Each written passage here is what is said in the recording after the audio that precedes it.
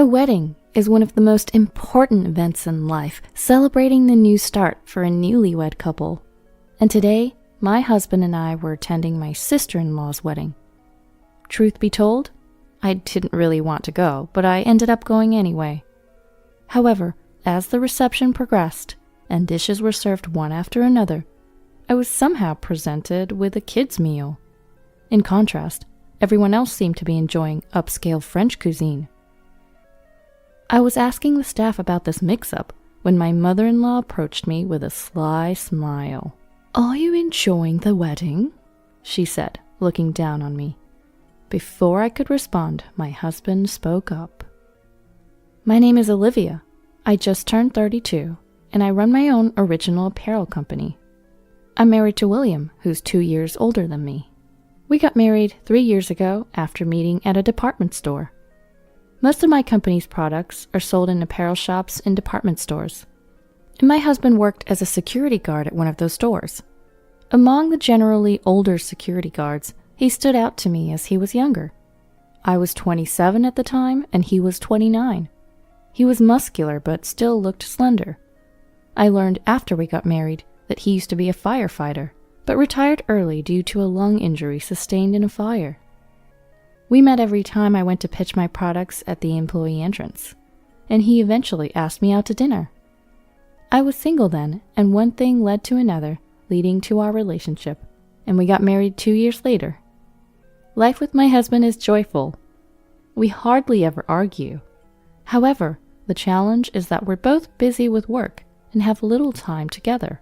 But I have no complaints, except for one issue with his family. He has an older sister, Sarah, who's 35, and this Sarah was quite troublesome. It all started on a day when my husband and I both managed to get the same day off using our paid time off. "Why don't we go shopping since we finally have a day off together?" "Sounds great. I've been wanting new shoes, so that's perfect." We rarely have the same days off due to my role as a business owner. I can't easily take time off, and it's my fault. As the owner, it's harder for me to take days off. Naturally, in a sense, I have the least priority taking days off. Plus, my daily tasks often keep me busy until the morning. As a result, I usually miss my husband when he leaves for work in the morning. But when we were finally set for a date, our doorbell suddenly rang at 7 a.m. "Who could it be at this time?" my husband grumbled as he went to answer the door. Then, "Hurry up and open up!" someone was yelling. "Sis?" he exclaimed, and I followed him to the door. When we opened it, there stood my sister-in-law, Sarah, with a suitcase. "Sarah, what brings you in at this hour?" We were completely baffled. Then, with a nonchalant expression, she said, "Let me stay here for a while, okay?" "Excuse me? What do you mean, sis?" Naturally, we were perplexed. She just showed up out of the blue, asking to stay as if it was the most natural thing. And so we asked, "Why? What's going on? You didn't even tell us you were coming."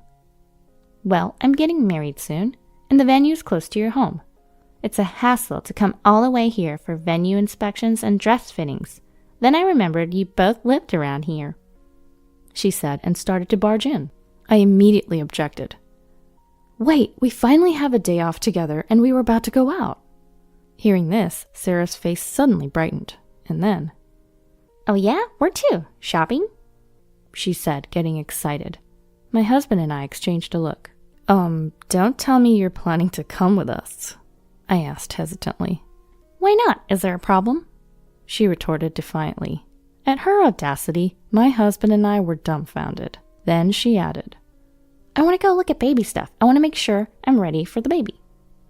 She seemed all set to tag along, taking the lead while we stood frozen at the entrance. "Come on, let's get ready. We'll leave by 9 a.m. How are we going? By car?" My husband's face darkened at her self-centered attitude. I rarely see him look so gloomy, but it seems he's never gotten along with his sister. He mentioned they used to fight a lot as kids. Is there any way you can leave? William and I just want to enjoy our day off together." Sarah glared at me and snapped. "What? You want to exclude me? Wait, you're from a single mother family, right?" Yes, I am. So what? Figures. I've known some people from single mother families, and they lack empathy. They always look down on others. Her words were ironic, as she was looking down on me while saying that. She just claimed that single mother families produce judgmental people, and was she not doing exactly that? Unlike me, she had both parents. Her whole perspective was a baseless stereotype, and it infuriated me. That's prejudice. I'm not like that. And look, even William is uncomfortable. I looked at my husband, and he was glaring at his sister. What's up, William? You got something to say to your own sister? She taunted him. Of course I do. Please just go home. My husband's tone was firm. Fine, but don't come crying to me later. Especially you, Olivia. I wondered why she singled me out. Thanks for the warning, I replied nonchalantly. With that, she left without another word. After successfully getting rid of her, we had breakfast and went to the nearby mall. But the unlucky start to our day seemed to continue. After shopping, we decided to rest on a bench. Then, we unexpectedly ran into Sarah again. Look who it is. The same too. Guess we ended up at the same place. Sis, my husband muttered, then heard someone calling her name. It was a familiar voice. It was my mother-in-law. Sarah, let's go see those luxury bags over there. Approaching us, his mother noticed us too. William and Olivia?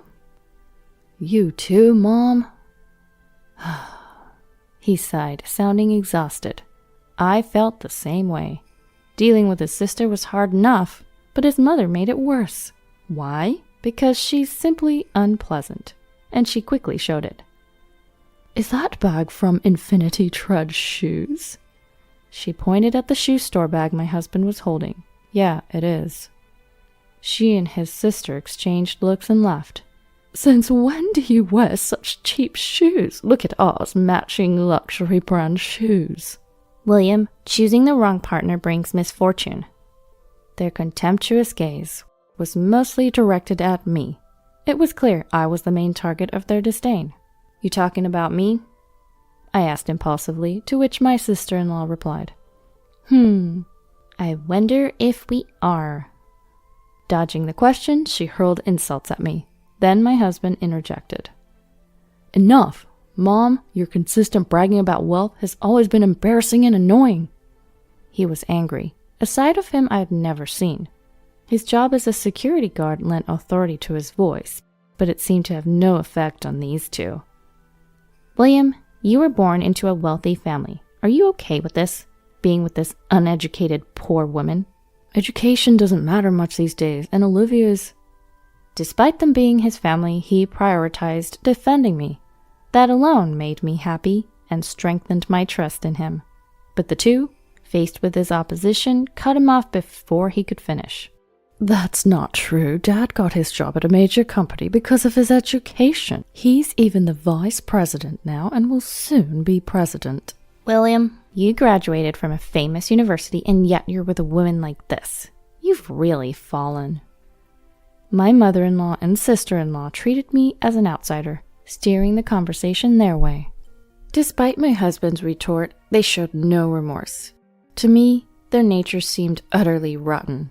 How much do you earn? By the way, my dad earned 100,000. 120. Before I could finish, my sister-in-law interrupted.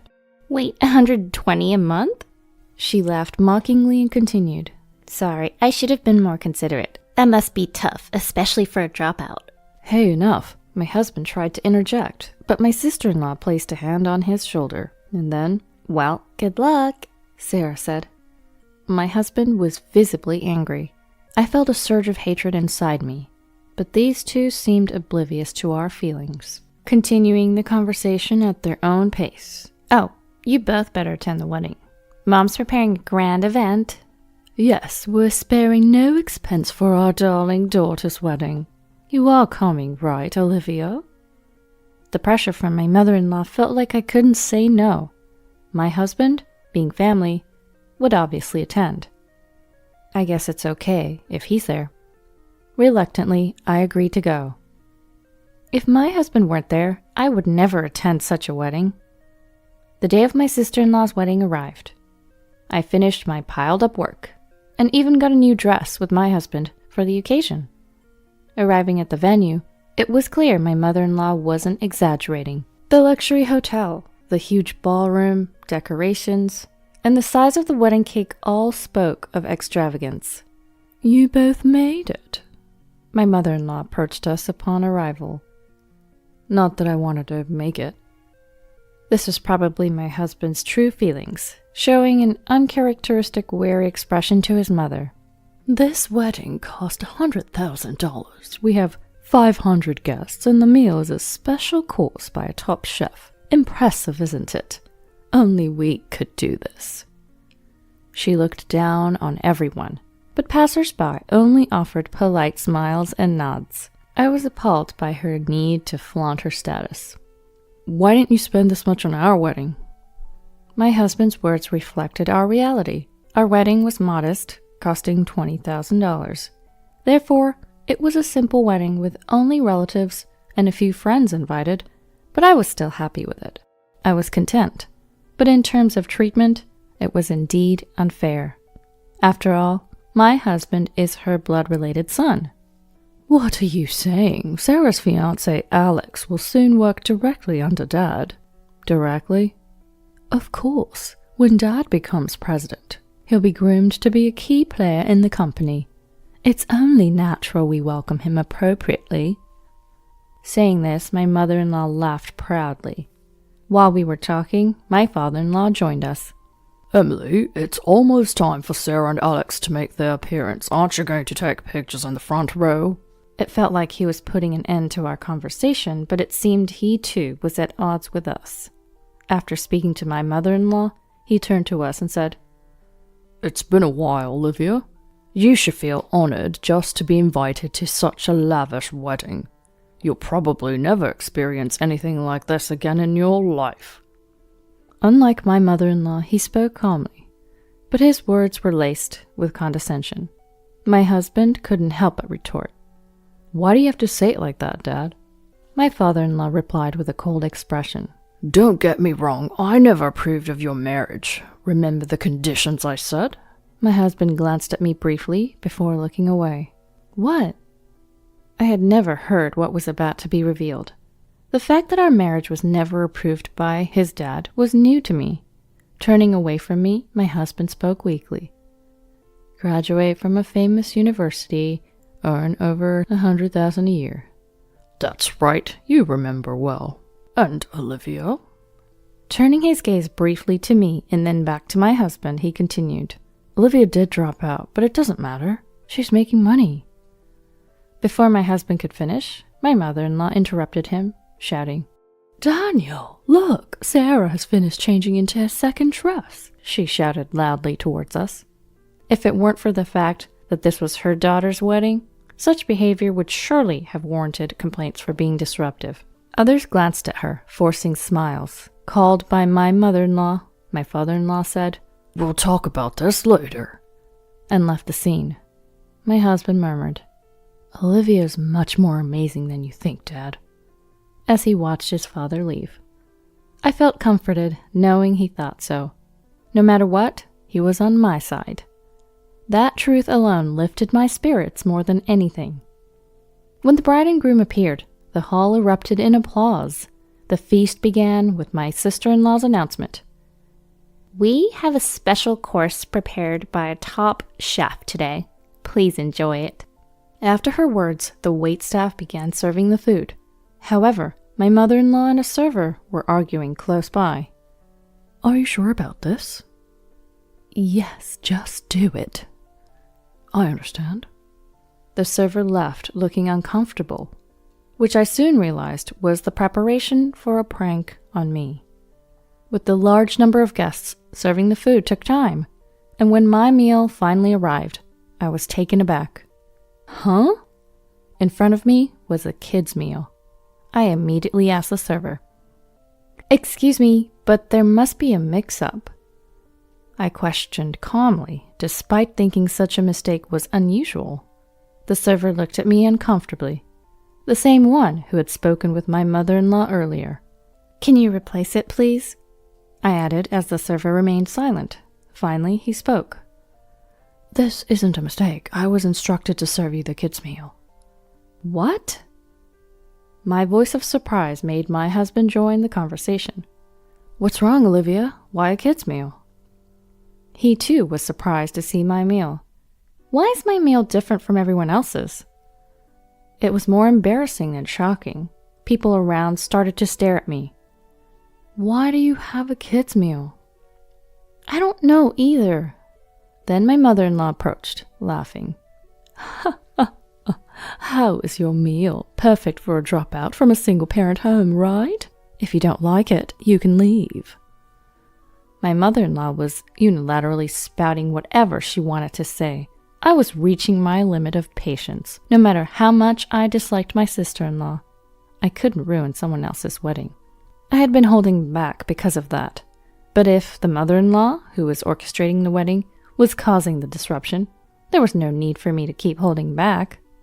Just when I thought this, my husband spoke up first. "Seriously, what are you doing? Aren't you embarrassed by this childish behavior?" His tone was calm but filled with anger. His eyes weren't smiling. I had never seen such a cold expression from him, as if he was looking down on an inferior creature. "What? Childish? What are you talking about?" My mother-in-law feigned ignorance, but my husband didn't let her get away with it. "This. Everything. Why serve a kid's menu to an adult? It's obvious Olivia wouldn't order such a thing." Then my mother-in-law retorted, her face turning red. "Marrying a poor woman and you dare to talk back to us. You've become a mere commoner since you married her, away from our late path." What a terrible way to speak. Though the notion that wealthy people are superior exists everywhere, my mother-in-law seemed to exceed that by far. I interrupted their conversation and spoke coldly to my mother-in-law. "True, I did drop out. That's because my parents passed away before I could finish middle school. But now, I'm the president of a company." "President? I bet it's nothing significant." My mother-in-law's momentum was unrelenting. Seeing this, I sighed. "I didn't want to do this because it's so childish," I muttered meaningfully, prompting a curious look from my mother-in-law. "What exactly do you do?" She spoke arrogantly, thinking she was in a superior position. It was disgusting to see such an attitude. "Daniel's company is Solar Burst Innovations, right?" "Yes, that's right, and he'll be the next president." "Is that so? By the way, the current president, Morgan, is a major client of my company. The socks distributed in his company every month are commissioned directly to my company by Morgan himself." "What?" My mother-in-law was momentarily lost for words. The socks I mentioned, developed by my company, were exceptional for their comfort even after long hours of wear. Originally, the technology was used for t-shirts, but was expanded to all clothing types. Everything Morgan wore was from our company. I was the one who suggested him to try our socks for his entire company. Then he told me that he would provide our socks to his employees. Since then, our relationship with him has been close, professionally. As mentioned, everything he wore was made by our company. That means even if you boast about your husband becoming the next president, if I report to Morgan about you, that might just remain a dream." As I said this, my mother-in-law's face turned pale, as if her fever had broken. "You know him, the president of my husband's company?" "Did you know? Morgan didn't go to high school either." "What?" "He's one of those uneducated people you despise. Shall I convey your words about the importance of education to him exactly as you said them to me?" When I said that, my mother-in-law pleaded. "Please, no, don't do that." Her demeanor completely weakened. People like her crumble easily when they realize their power is threatened. As my father-in-law rushed over, I repeated the same to him. "Daniel, I'll advise Morgan not to make you the president." "Please don't do that if that happens." "Does your pride not allow it?" My onslaught was relentless. I was surprisingly calm while confronting both of them. As I stood up to my in-laws, the surrounding crowd became noisy. Of course they did. Trouble had started just as the meal began and only our table's progress had stopped. Sensing the commotion, my sister-in-law approached our table. "What's all this fuss about?" Unaware of the situation, I bluntly told her. "Sarah, by the way, I make over $120K a year. My business is stable thanks to that. I didn't tell you the other day because you interrupted our conversation." Upon hearing this, my sister-in-law's face contorted. She stood frozen, gripping the hem of her dress. After I fought back, the entire in-law family looked as if their souls had been sucked out in an instant. "So everything we've been doing to you is—" "Yes, just harassment towards me and self-destructive acts that undermine Daniel's position." As I declared this, my mother-in-law suddenly changed her attitude and knelt on the floor. She clasped her hands together. "I'm sorry, please, I beg you, forgive me." Seeing her, I wondered if she had any pride left at all. Her readiness to get on the floor so easily seemed almost refreshing, but it still wasn't a reason for me to forgive them. "No, I won't. You've judged and insulted people based on their appearances. You should face the consequences." "Please, we've almost used up our savings for this wedding. If I don't become president and get a higher salary, we'll struggle financially." My father-in-law got on the floor, following my mother-in-law's example. My sister-in-law watched with a powerless expression, and then asked weakly, "Huh? Dad, you're out of money?" "Yes, I used all I had for this wedding as a gift to you two." "What about our honeymoon funds? Alex's promotion?" Her voice trembled. But she was only lamenting her worsened position, disliking being brought down from her pedestal. It was all about her own convenience. She wasn't trying to solve anything by herself, always depending on others. "Wait, you boasted about being wealthy and were planning to go on your honeymoon using your parents' money? How shameful." "What did you say?" My sister-in-law retorted, but she had nothing more to say. To all three of them, I declared, "Real wealthy people and celebrities don't brag about themselves. In other words, you're all just fakes. Know your place." "Oh." My harsh words completely disheartened them, and my husband murmured his admiration. After that, of course, the wedding was no longer feasible, and we suddenly had free time. We left the pitiful wedding venue of my sister-in-law. Later, I explained everything to Morgan. "Got it. So it wouldn't be fun for you if Daniel became president, right?" To be frank, yes. "Don't worry. I won't forgive Daniel for insulting you, nor will I make him president. Maybe I should transfer him to an overseas branch." Morgan laughed as he said this. A week later, my father-in-law rushed to us. "Please convince Morgan to cancel the overseas transfer." His face was filled with desperation. Apparently, Morgan was seriously working to transfer my father-in-law to another branch. When I heard it was Brazil, a half-day flight away, I almost burst into laughter. In the end, Morgan didn't cancel the request, and my father-in-law, unable to go to Brazil, seemed to have resigned from the company. Additionally, there was a big commotion involving my sister-in-law's fiancé due to recent events. First, the wedding turned into a complete mess. Then, the promised position at my father-in-law's company fell through when he resigned. My sister-in-law's fiancé originally worked in Italy. He moved to America for the wedding, only to be caught up in this absurd drama. In the end, my sister-in-law's marriage was called off, and she was in great shock, but she ended up in the hospital. My mother-in-law, affected by the downfall of my father-in-law and the mental breakdown of my sister-in-law, lost all her hair, and now looks like an old woman, as my husband said. The lives of these three people who freely insulted others lost their shine in an instant. Like a diamond that turns out to be just a lump of carbon. The wealthy life of my in-laws was nothing but a facade of pretense. Life can hinge on a single event influencing the future. This applies equally to both good and bad events. This was indeed such an occasion, I believe. As for me, I'm using my savings to prepare for building my dream home with my husband. While my in-laws' lives were becoming more difficult, my business was generating more and more profits. Moreover, perhaps due to things settling down, I'd become pregnant. With financial stability and a growing family, We must seem like celebrities to my current in-laws. Still, I made a promise to myself to live happily with my husband and our future child, never becoming arrogant no matter what.